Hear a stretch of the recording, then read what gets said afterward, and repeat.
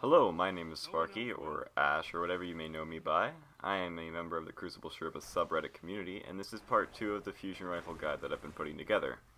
I know it's been a while since part 1, but a lot of things came up in life for me, and I haven't had the time to be making this content.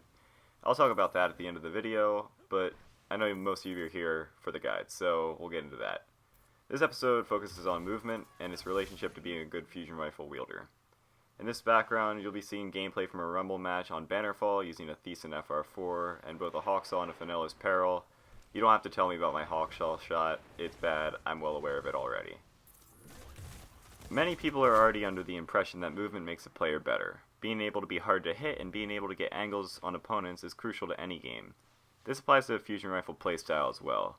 Utilizing your movement to its maximum effectiveness is key to making sure you get that kill while remaining unkilled even with a sliver of health left. With regards to this, let's look at the most effective movement abilities of each class.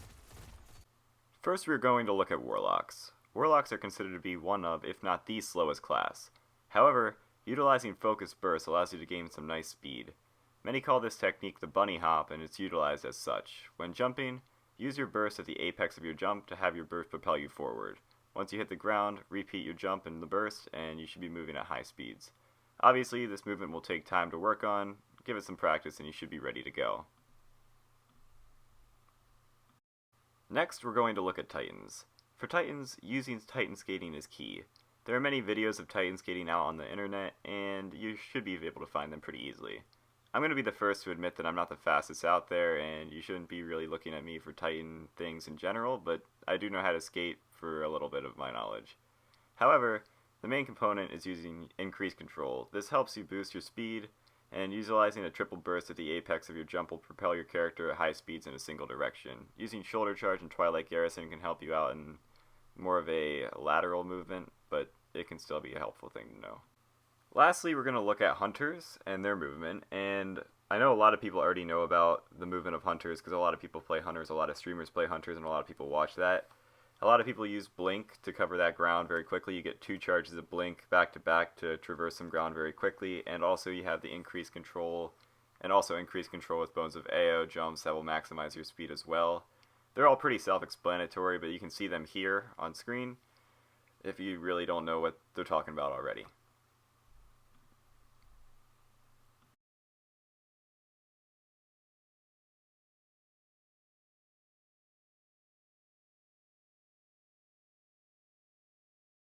Now that we have covered maximum movement abilities, we can focus on how they tie to a fusion game. The biggest part of fusion is staying on the ground for the shot. While air shots are possible, which we'll cover in another video about perks, it is not as reliable as a regular shot.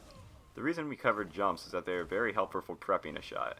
These jumps are mostly low to the ground and allow you to charge on the fall. Staying out of head level for as long as possible is very important to your fusion rifle game.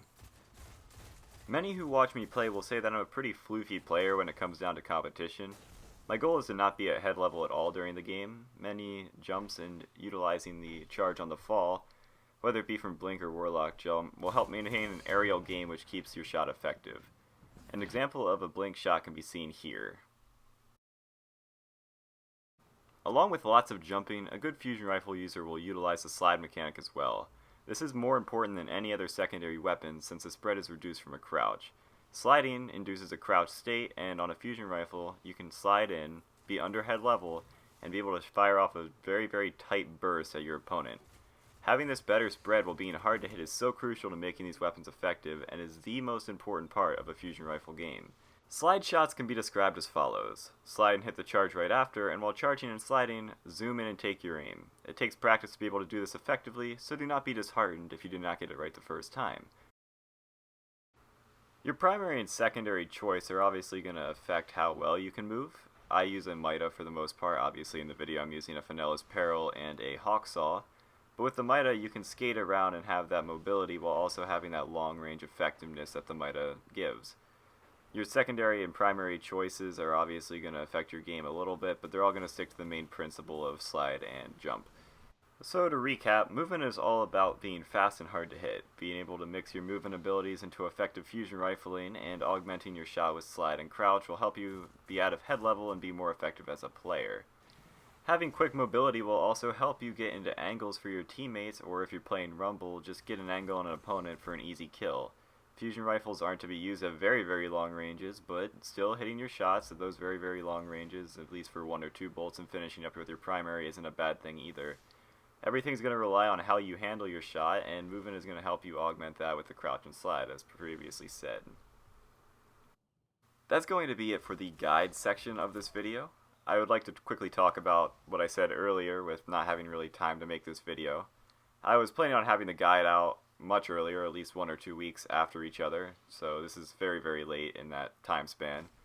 But things came up in life that I really had to deal with, mainly just work and streaming. My work schedule picked up to 40 hours a week, and it's been rough handling the night shift and doing streaming as well as making this video.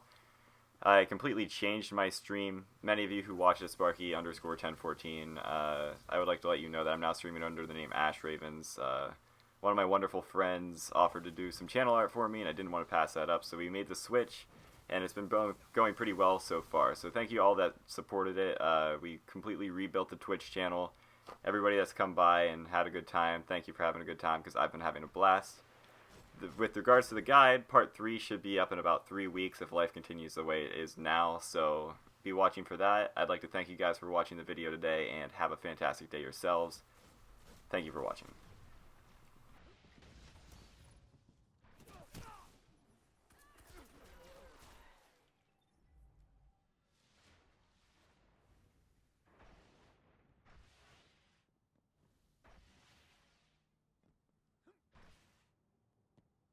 Heavy ammo inbound.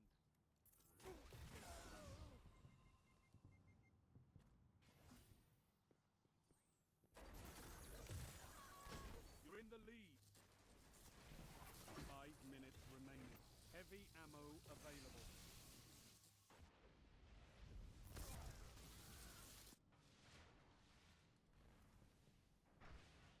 You're falling behind.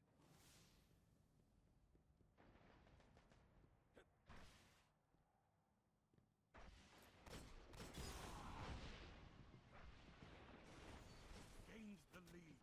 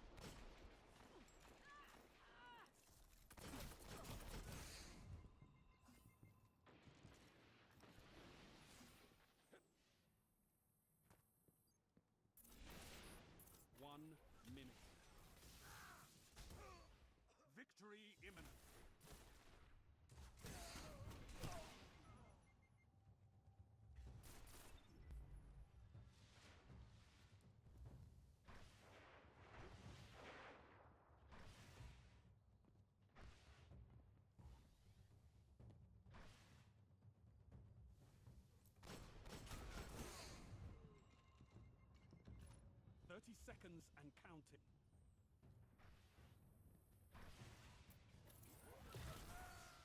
You've shown your might, Guardian. Well fought.